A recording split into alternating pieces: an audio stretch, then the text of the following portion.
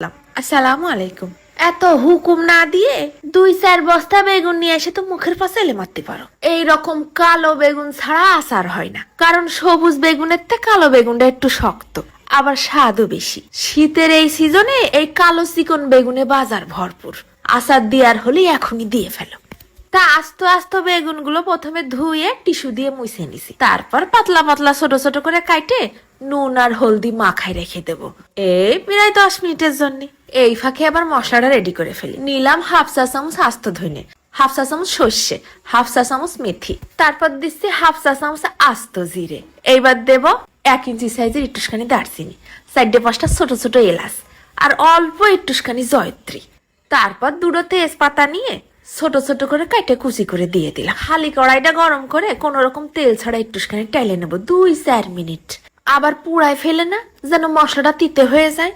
তারপর শিলপাটার পর ফেলাই দিয়ে খুব ঢক করে নিপিস করে বেটে নিচ্ছি।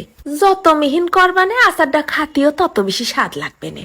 তারপর গুঁড়োটা বাটিতে করে তুলে রেখে 4-5 কোয়া রসুন আর 1 টুকরো 1 ইঞ্চি সাইজের আদা শিলের পর ফেলাই দিয়ে সেইসে এইগুলোও আধ খেসরা করে বাটিয়ে নেব। খুব বেশি নিপিস করার দরকার নেই, ছেঁচা আদায় কিন্তু একটা অন্য রকমের ফ্লেভার আসে। এবার নিয়ে নিছি ভিনেগার, হাফ কাপের মতো ভিনেগার নিছি। তারপর বেশ 8-10 কুয়া তেঁতুলের কুয়া নিয়ে ভিনেগারের মধ্যে চুবোয় রেখে দিলাম। 10 মিনিট পর দেখি সব গুলে গেছে। চিপড়ায় বিচি ফেলে আবার রস বের করে নিছি। এইবার দিয়ে দিছি প্রায় 100 গ্রাম খানিক সর্ষের তেল। তার মধ্যে আগে প্রথমে ওই নুন হলুদ মাখানো বেগুনটা খুব সুন্দর করে লালচে করে ভাজে নেব। এই বেগুনটা ভাজলে কিন্তু একটু শক্ত শক্ত মুসমুসে হয়ে যায়, একেবারে নরম ভেদে মার্কা হয় না। আবার বেশি গুণ দেখাতে যায় পুড়াই ফেলে না, লাল লাল মতন হবে। এইবার ওই তেলের মধ্যে ফেলাই দিলাম 8-10 কোয়া আস্ত রসুনের কোয়া। তারপর দিচ্ছি 4-5টা শুকনো ঝাল কুচি করে। এবার দিয়ে দিলাম ওই রসুন আর আদা ছেঁচাটুক। এগুলোও সুন্দর করে ভাজে নিয়ে খানিকটা নুন ছিটই দিলাম আবার। তারপরে ওই তেঁতুলের কাঠটুকের মধ্যে দিয়ে দিলাম হাফ চা চামচের মতন শুকনো ঝালের গুঁড়ো আর হাফ চা চামচ হলদির গুঁড়ো।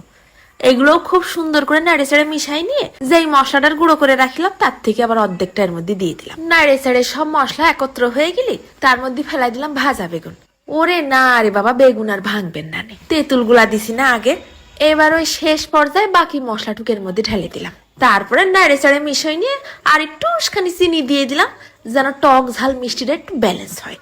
ওরে খোদা, মনে হচ্ছে আমার দিকে কুয়া কুয়া করে তাকায় রয়েছে। এই আচার বানায় কিন্তু বাজারে বিক্রি হয়, বিদেশে রপ্তানি হয়, আর আমি তোমাকে দেখাই দিলাম ফ্রিতে। গোশ থুয়ে ভাত খাতে ইচ্ছা করবে এইরকম স্বাদের আচার। বুঝাই যাচ্ছে না যে বেগুন দিয়ে ভাত খাচ্ছি, মুলায়েম করে ভাতের সাথে মাখাই যাচ্ছে বেগুনটা।